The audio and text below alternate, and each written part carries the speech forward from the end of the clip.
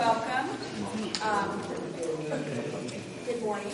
My name is Linda Robertson, and I'm with the San Francisco Recreation and Parks Planning Division. We're a division of the Capital Division. And I just wanted to kind of introduce and review what has happened thus far. We are at the third of our series of design meetings where we're going to vision and get your feedback as to how you want to see the improvements made at McKinley Square Park. We have a number of partners, and I'd like to introduce the San Francisco Parks Trust, who will soon be merging with the Parks Alliance, and they will have a short presentation. We have a lot of things to do today, so I kind of want to give enough time to everyone and just logistically so we can get set up. So we'll go pretty quickly today. I just want to remind people that our goal here is to provide the community participation in the visioning process. Our role as the planning department will be to process and facilitate all of the permitting and all of the departmental reviews that need to happen throughout this process. The fiscal sponsor will have an overview of what their role is, and John Merton with Studio Green, who's been the designer, will describe what his role is. I just want to remind people to turn off your cell phones. Please be respectful of other people's comments. We all have feedback. We might not agree with it, but please be respectful and allow people to share their ideas. And with that, I think we can go ahead and turn it over to Meredith Thomas, who is with the newly formed Parks Alliance. Good morning. My name is Meredith Thomas. Right now, today, I am the Executive Director of the Neighborhood Parks Council, which is a nonprofit in San Francisco that's been around for about 15 years. And we work to ensure that parks in every neighborhood are clean and safe and fun. And we do that by empowering communities to volunteer, to improve their spaces. And we also do it by working in partnership with the Recreation and Parks Department and also as advocates at City Hall. On Monday, I'm really pleased to announce that we're going to be a new organization. We are merging with the San Francisco Parks Trust, which is the other nonprofit park partner in San Francisco, to launch a new organization that's going to be called the San Francisco Parks Alliance. And the reason I bring that up is that McKinley Square is the perfect kind of park for what the Alliance wants to be. Until now, there's been two nonprofit partners supporting parks in San Francisco, and we've had some redundancy. We've been working in part at Neighborhood Parks Council a lot on advocacy. The Trust has been working a lot on philanthropy. I think you all know, as residents of Potrero Hill, you're particularly savvy about how San Francisco works. It's been my experience. And you know that advocacy actually needs to work in conjunction with any sort of fundraising, and that you need to be together as a community, but you need to be well supported. And we do everything in partnership with the city and the Recreation and Park Department. But if things get stuck, you need someone to unstick them. You need someone who is an advocate on your behalf on a day-to-day basis. You're all volunteers. You have other things that you're doing in your life. You care about your park. And you need a support entity whose full-time job is to help you and help you work on your park.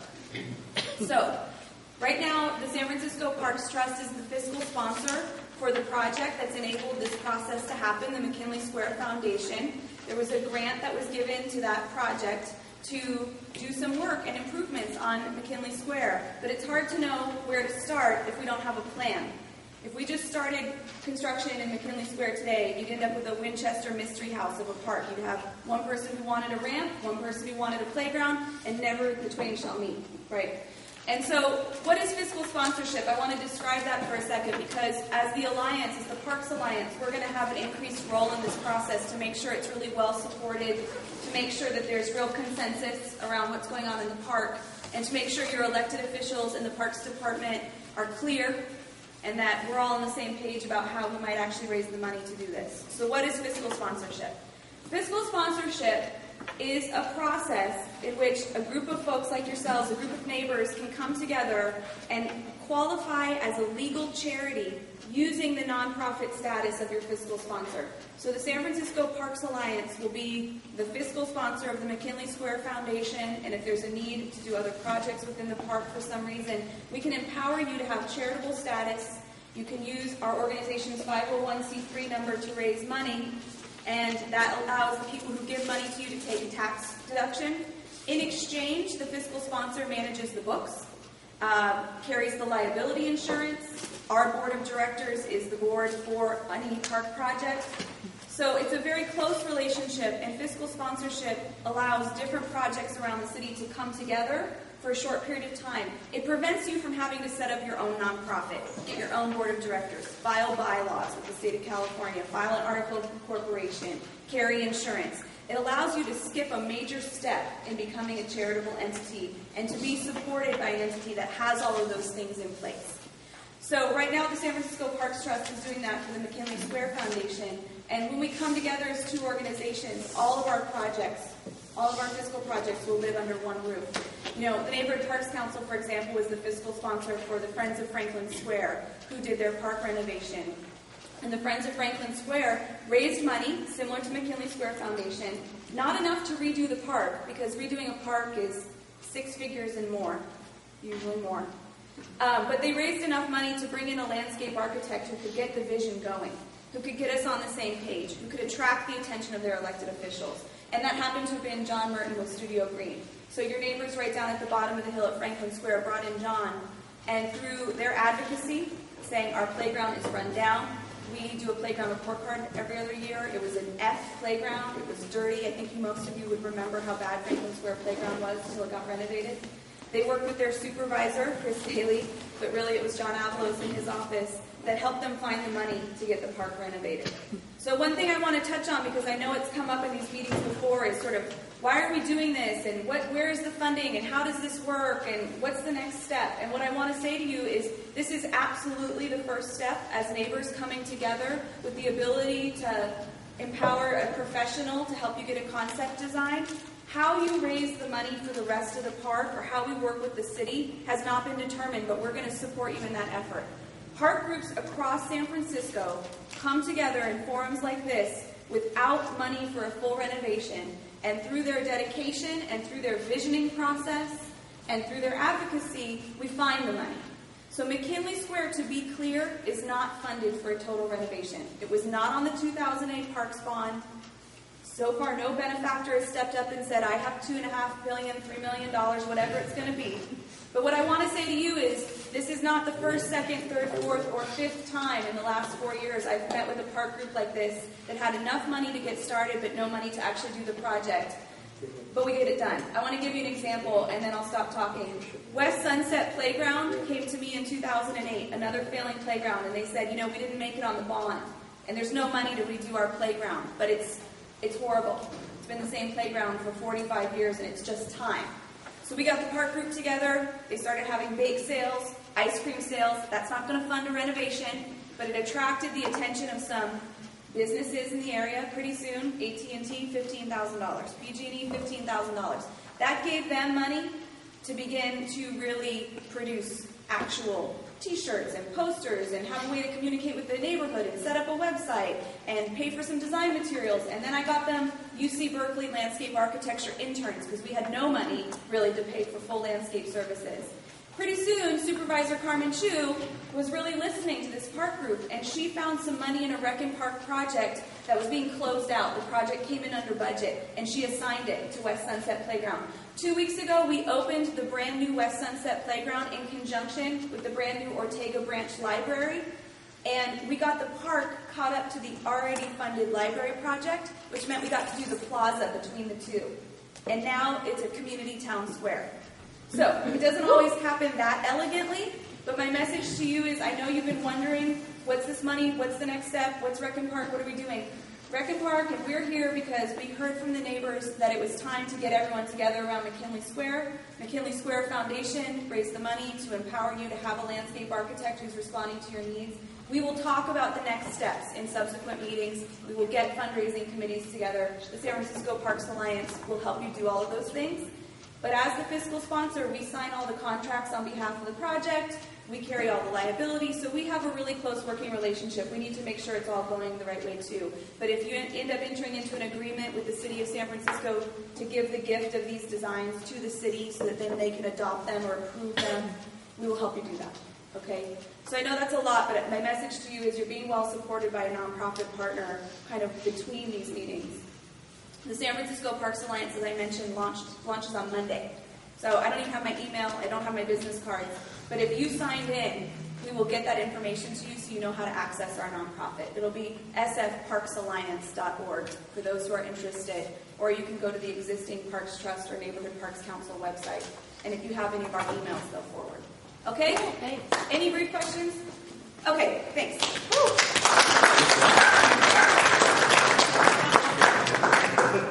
Right, thanks. So now we have John Merton, who is the landscape architect. He's developed, based on your feedback and comments, a conceptual plan. John will explain that and the process leading up to it. And in about 10 minutes, we'll get to business. Cool. Thank you, Linda.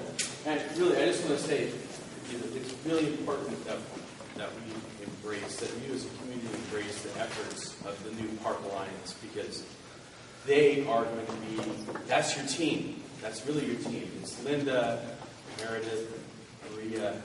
We, Studio Green, we get through with our section, and maybe we can help in the future, maybe not. But you're going to have to take the baton, work with as a community, and it's up to you to push this along. What we're doing is we're illustrating and writing down and documenting the comments we hear from you. So it's coming out of the community. This is an evolution. We're using our skills to help organize it in a way. But if you to move it forward, that's the team. And so I think we really want to embrace that. And I really want to say it's great that you're so interested in participating and behind the community, because it's going to make a huge difference. And in my experience as well, working on projects where there isn't funding and you don't know exactly how it's going to go, but having the vision, having a consensus plan that represents the desires of the communities, it allows everyone to visualize how it could be and find their place in it and work towards it. So it's really important. And so now we're at the point where we've had your input, we've identified a lot of improvements. At the last meeting, we talked about how the analysis of the site, the sun, wind, trails, areas that are flat, more flat, that kind of thing. We've then transferred that into what we call the issues and opportunities diagram, and that began to turn the comments into something actionable on the ground, real change. We then had comments about these elements, including further comments about some of the character, like keeping it more rustic, having more natural materials, those kinds of comments. And we've now synthesized that into a concept plan. And this concept plan reflects our interpretation of all the comments. So we have, and then what we did is we've divided the park into 4 zones in order to help distill each area. So rather than talk about everything all at once, because it becomes confusing, we've tried to distill it into 4 basic zones. And they are the upper area, which is the lawn, the current lawn, and the slope. And one of the things we talked about a lot in the last meeting was the connection, the ability for people to be able to stroll throughout the park. The park is large, but currently the majority of the use is at the very top. And one of the goals is to activate the slope, is to find ways to get more utilization of all this property. It's a lot of land, and of course land in San Francisco is highly precious, so we really have to get more out of it. So one of the ideas that had come forward was the connection. So basically a walkway that connects the top to the bottom, so you don't have to be on the street, and it would be at a gradual slope.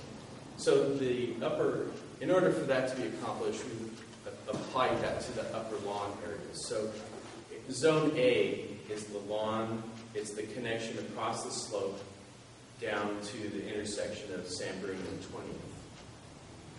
20th. The Zone B is an improved playground. We heard about the desire to have increased shade. We heard about the desire to have some green play area for children within the fenced area, so it's not connected to, in other words, children can play there without being on the large lawn, so it's separated. We heard about increasing the variety of play activities so that older children and younger children can both enjoy it.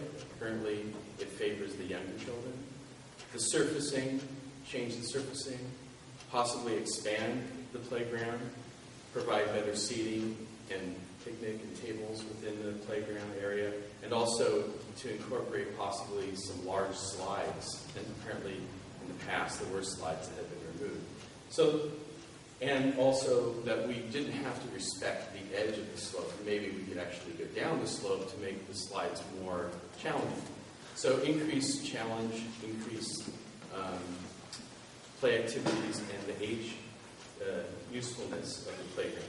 So that's Zone B. Zone C is, this is currently, the entire slope is designated as an off-leash dog play area. That's a very large area of a park by San Francisco standards. So it already has that designation. In fact, the top does not. But so what we want to do is improve the off-leash dog area. And since we know from our analysis that this is a little bit less steep than the remainder of the slope, and the access to the intersection is excellent, and we can connect this with a long walkway that doesn't have steps and doesn't need handrails, then it's a logical place to activate. And so this is a flat, newly constructed flat off-leash dog play area.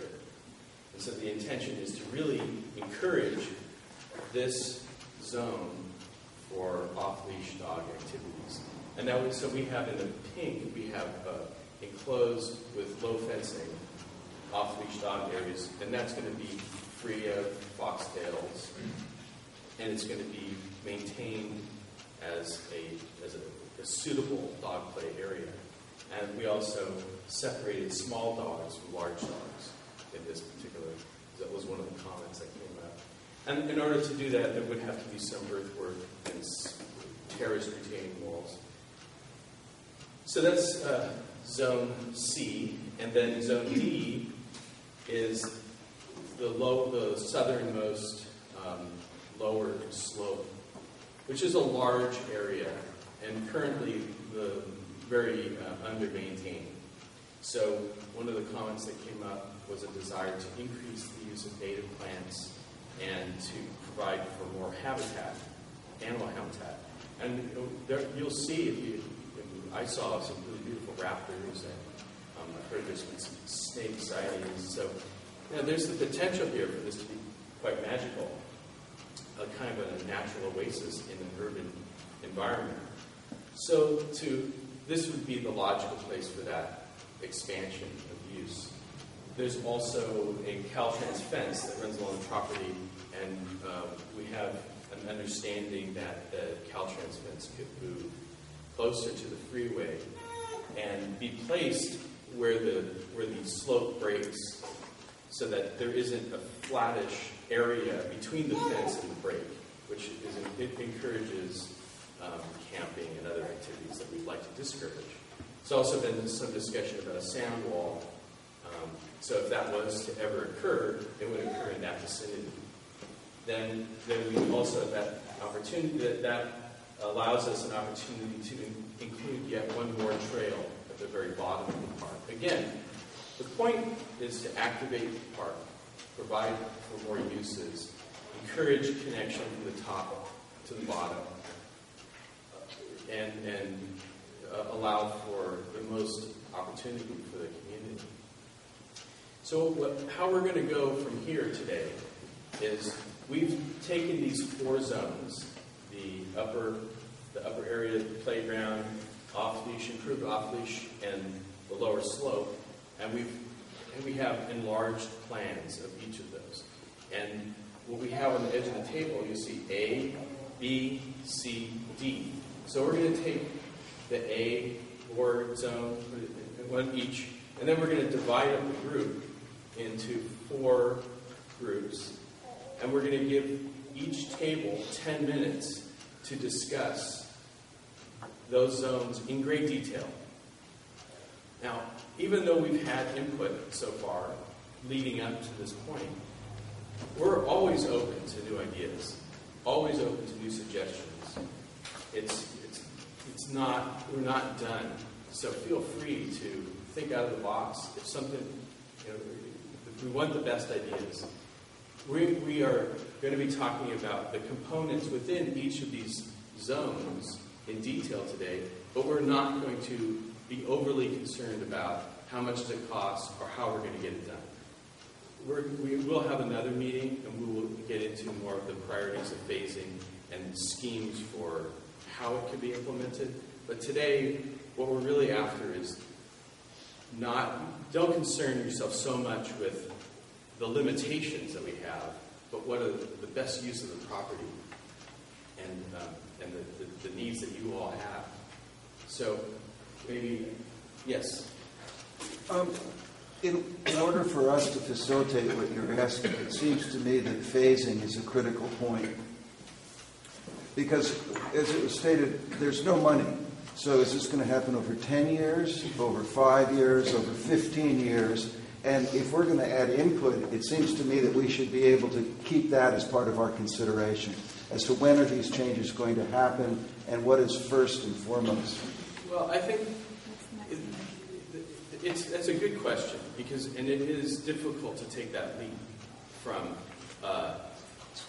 just talking about really the fun stuff and then the leap of how do you get it done, how do you implement it. And that's one of the reasons why we also think about the zoning, because the zoning might also help inform the phasing. So let's say, for example, and I don't think this is the case, but let's say creating wildlife habitat is the most important thing. And I don't think it is, but let's just say it is. Then perhaps when we develop the budgeting and the phasing, we know that the first monies that are available and the effort that goes at first might be towards that aim. Or maybe it's other things. So yes, it would be helpful, but I don't think we're not there yet. So rather than be that concerned about how it gets built, it's really what are the improvements that will make a difference for the park. So I think that's where we want to make the focus. And I know that there's also short-term and long-term changes that can occur. So some of the improvements on the park could be on a shorter term, where that only confuses the phasing. So I think what we're trying to do is get to the design. And if we clutter it now with how it gets done hypothetically, it's hard to think clearly about those two items. So we're trying to separate the money for the moment. Hey, John, can I just add to that? Part of what we can do as the Alliance is help you figure out what kind of funding qualifies for what kind of improvement. So sometimes there are grants for funding or certain streams of money that come for playgrounds versus pathways, ADA accessibility, habitat. So our job working with the parks groups will be to sort of help you determine best sources of funding. So once we know what the plan is and once we have a sense of phasing, scope, and budget, that will be what we will work on. So, and then one other thing is, after everyone's had a chance to spend the 10 minutes and look at each one of these zones very specifically, and Erin is going to hand out basically a list of components that we've gleaned from all the comments made so far. And then we can rank all the components within the zone. And at the very end of the meeting, everyone's going to get 4 dots. And what we're going to do is on this particular drawing, we're going to ask that you prioritize what you feel is the most important or top priority. And it's not that any of them are of no priority, or 4th does not mean it doesn't matter. It just means that we're trying to get a gauge of what the most helpful things, the highest priority, the things that should be worked on first, perhaps. So red will be first, green will be second, yellow will be third, blue will be 4th in priority. And so we'll, at the end of the meeting, because you'll have had a chance to look at each of these others and scrutinize them, you'll be very well informed. Then I'd like you to stick your dots based on their priority. And you can choose not to put a dot. We're going to take the number of people that are here, we'll divide it through. So we'll get an average. So it might be that something might be have more dots, and we'll critique that. But we're trying to assess, trying to get a gauge on really where the community feels the biggest need for change is. Great, thanks. I think what we will do now is we have everyone at 3 tables. We need to have 4 tables. Each person will be at each table, so you won't get stuck at one table. We'll rotate. We're going to rotate. So if I can get about 7 people at each table, 7 or 8, then we can work on this for 10 minutes. It's going to be pretty quickly paced. So you have about 10 minutes to look over Section A, or depending on what table you're at, Section B. Offer your comments. If you don't see something that addresses your concerns or your issues, please feel free to write it down on the back or on the sheet itself. I'll give you about an 8-minute warning or 2-minute warning when it's time to switch to the next group.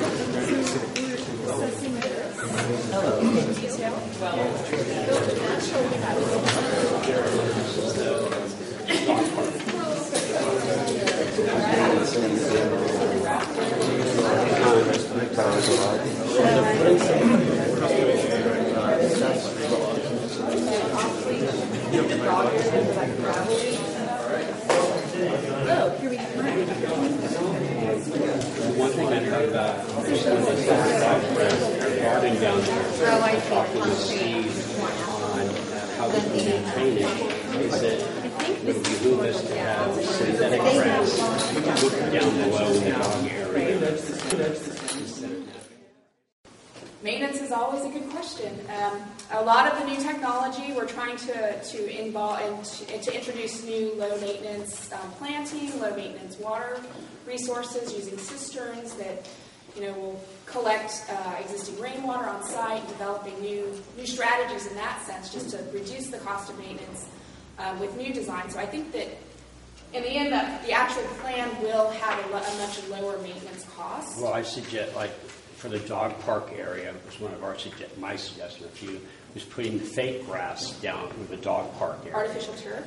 Artificial turf down there. There's no maintenance then. For the dogs? For the dog area. And that's great one suggestion. I just want to make sure, Aaron, are you Yep. taking notes on this? Okay, thanks. Are we supposed to put our dots on now, or? As you leave, sorry, I just want to kind of quickly go over that. If you have your priorities, you have your 4 dots, on your way out, please take your form. We need to collect these and put them on a sheet, and then we'll post those on our website so that everyone can have access to it, and you'll be able to see exactly what everyone else saw as a priority. You can revisit that on the website and also give feedback to us. But again, that has to... we're not there yet. We'll get there in the next couple of weeks. And also, there's a place at the end of the table on your way out. Please just drop these off, as well as put your dots on the map. So it's just that one single map that we're putting our dots on. Everyone will be placing their dots on. Put our red dot on the place we really want to have work done on most. Yeah, that would be your red dot. Can you put all 4 dots in one space? Sure. But don't do that for ranked choice voting.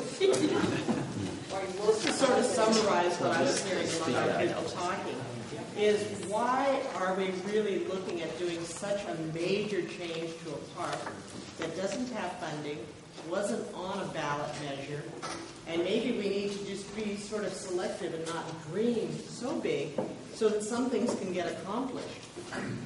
Because we're spending a lot of money in dream stages right now, and maybe it needs to be applied to some things that we can really get done. Okay. But I think one of the things that we're doing is getting a sense of priorities. And so if an area within the park becomes a priority, and we can get a little bit more refinement about what will happen, and we can get a budget, then maybe that's where you start. It's not that the whole park goes under construction at once. We don't have the money for that. It's probably not going to come that way.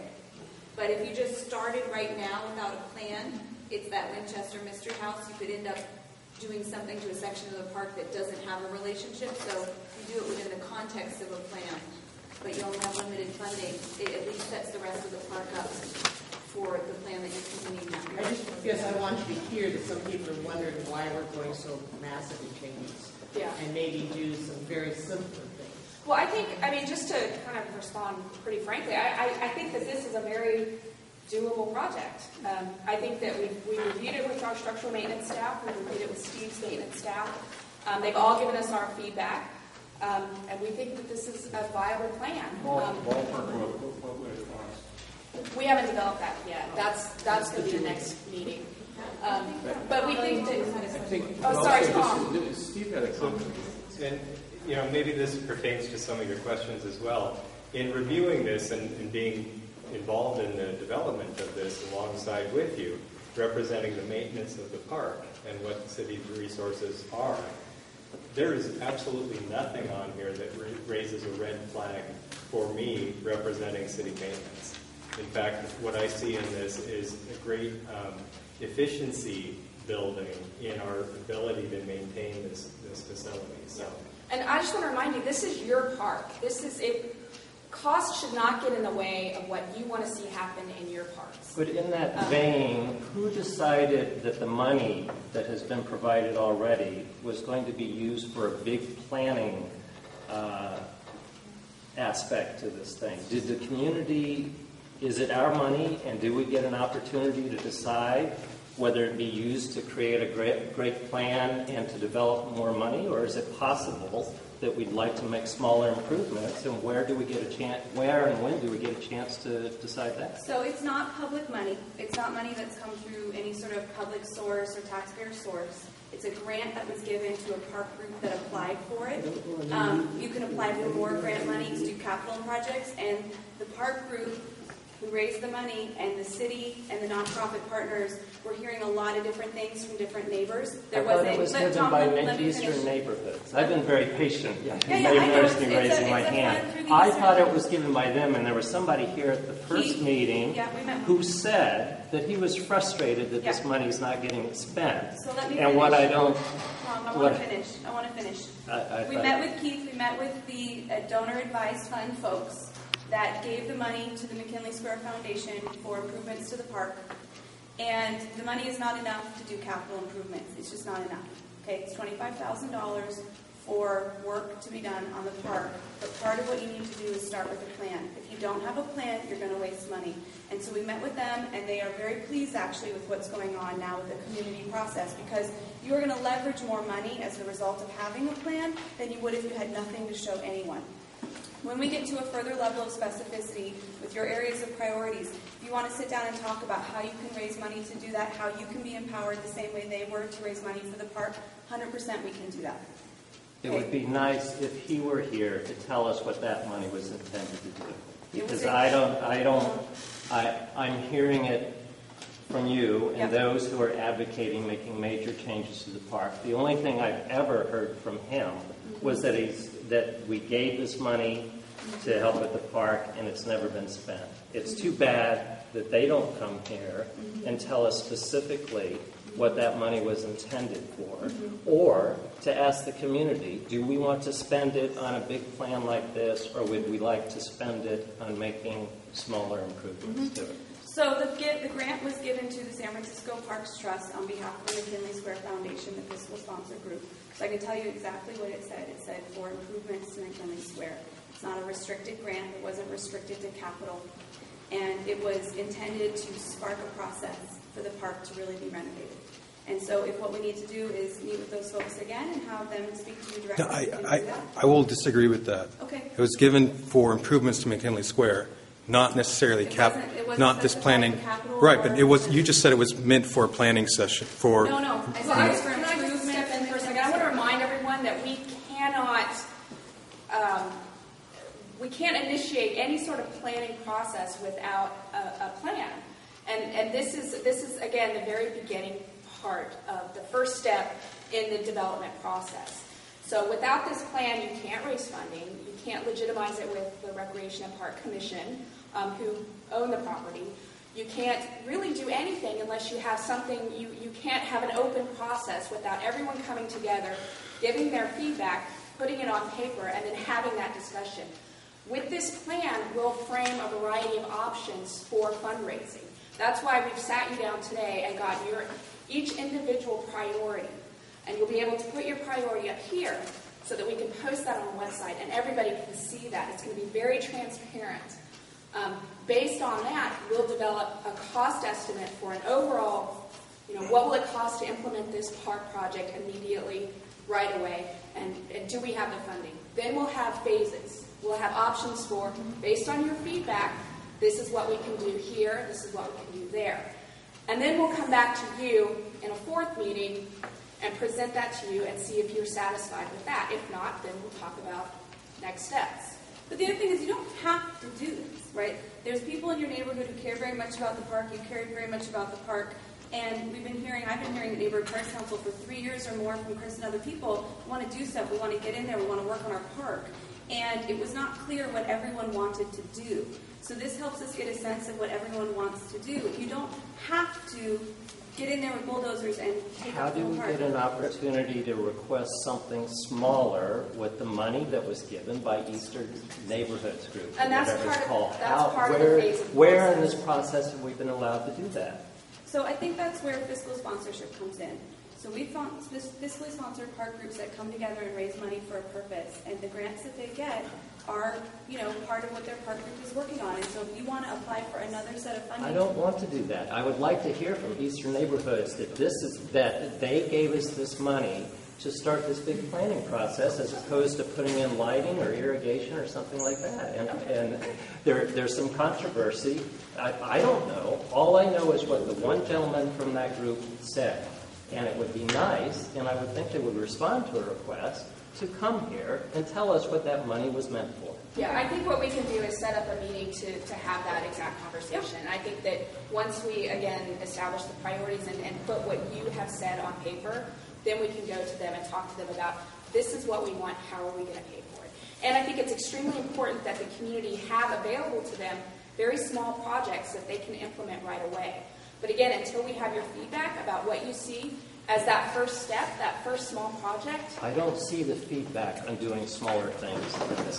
So I really want to respect everyone's time. We're losing people from this group by continuing this conversation, which we won't resolve today. So let's put that on hold. We're going to set up another meeting. Let's continue, please. We've got 2 more minutes that we've allocated for this process today. Any other questions? I'm going back to where Tom went. That comment that the man made from the Eastern Neighborhood wasn't even included in the minutes of the first meeting. I mean, this is something that, no, it was not. I have the minutes. So we're going to have a meeting. We'll get Yeah, we're Keith gonna to come have another back. We'll get discussion Joe about Boss to come back. But- We'll get the Eastern Neighborhood folks to come back, and we'll talk about it. So my next question then is, how long, since you guys have, Parks and Rec, have looked at these plans and decided that you can do the maintenance and you know how much it's going to cost and We what's don't going to know. go... We don't know that yet. Well, then you don't know if you can do it then, is that correct? We can raise the funds for that, but we don't have a bottom line for how much. We haven't done a cost estimate based on this concession. Okay, so you can raise the funds for whatever is built there to maintain it.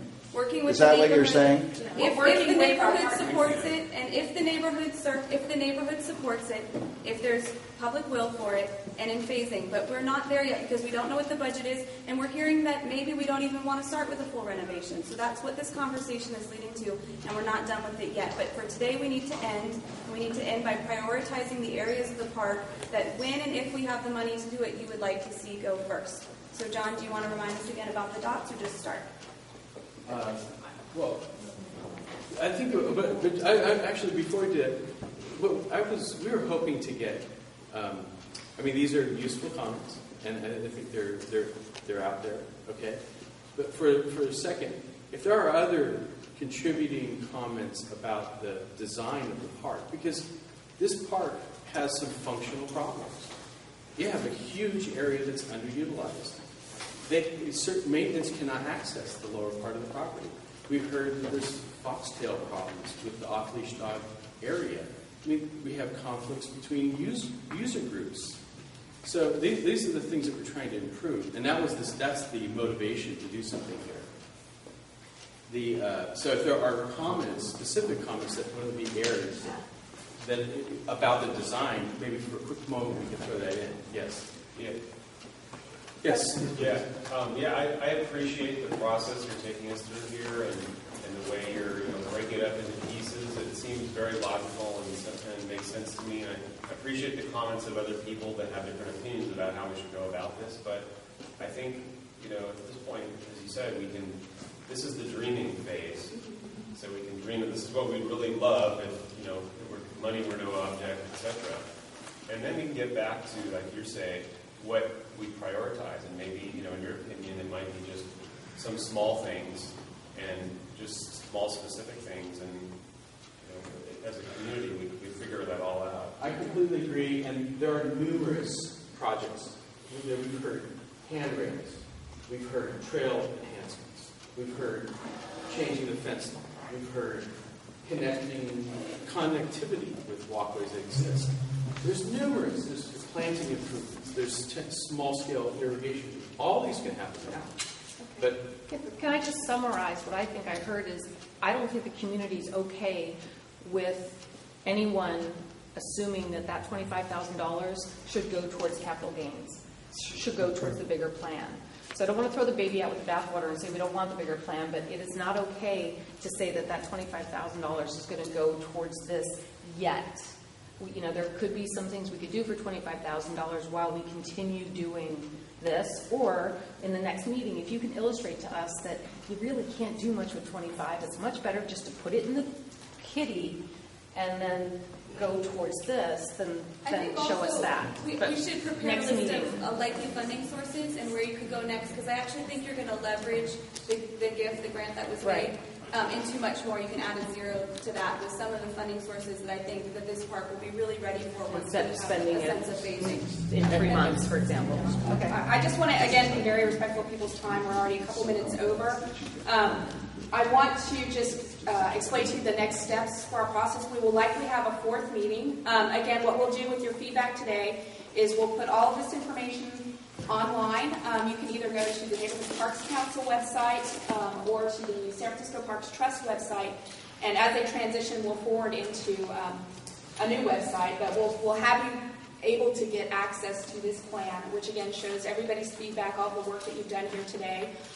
We'll collect all of the comments and put that online as well, as well as the plans and all of the work that's gone prior to in the first two meetings.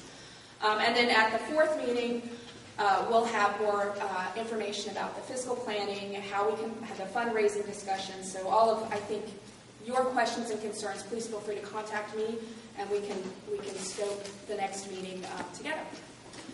Just one thing in your design, if we could look at moving the bathroom, I don't think that's fair to the neighbors to look straight across the street at the bathroom, right on the street level. Needs to be tucked in someplace. And then one last thing. So in the spirit of ongoing improvements, this park is not just on hold somewhere. It's a living, breathing entity in this community. On October 16th, Sunday, we're going to be having a volunteer day to help do some hillside improvements, some planting, some mulching. Encourage you all to come out, break a sweat with us, and we're going to continue to make the improvements that we can make today to make the park better for all. Great. That's at 10 o'clock, right? Bring kids. Kids, mine I think will be it's there. at 10. Yeah. Great. And I just want to thank you all for coming out here and participating. Your feedback is very critical to us, and we appreciate all of the volunteers. We appreciate Mark, the community downtown school, for letting us use the facilities. They've been great. And we hope that you'll stay tuned and be engaged in the next steps. So the things we discussed, do you want to hear them now, or you want them to be emailed to John? We broke up into groups, and I think Aaron's notes, or how are you going to collect that information? You're going to take your comments, your sheets, and you're going to leave them at the front table. And then your priorities, your dots, you're going to do on the way out and just place those on that map. Are you going to post this on a website for the people that can't